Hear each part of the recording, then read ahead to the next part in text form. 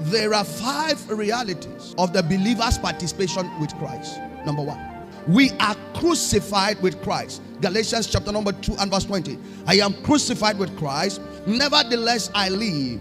Yet not I, but Christ that lives in me.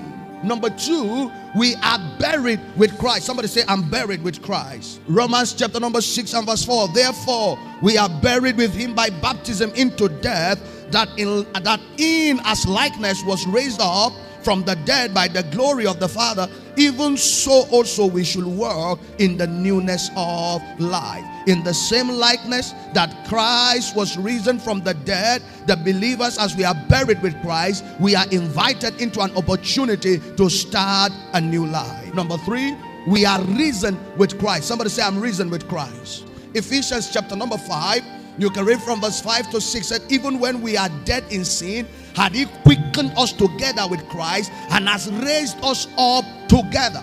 For this, even though the Bible now said that even when we were dead in sin, has he quickened us together with Christ and has raised us up together. Number 4, somebody say, I am seated with Christ. Remember on the first day I said there are revelations of the Christ that a believer need to come into the knowledge of. We said you must know the humanity of Christ. You must have the revelation of the death of Christ. You must have the revelation of the burial of Christ. You must have and grab the revelation of the resurrection of Christ, the ascension and the glorification of Jesus. And then somebody said, I am seated with Christ. Ephesians chapter number 2 and verse 6, and made us to sit in him in heavenly places in Christ Jesus. The Bible said in Hebrews chapter number 1 and verse 3, when he by himself purged our sin, he sat down at the right hand of the Father in majesty, and we are seated together with him in heavenly places. Somebody shout, glory be to God. And finally, somebody say, I'm reigning with Christ. Yes, that is the place of his glorification.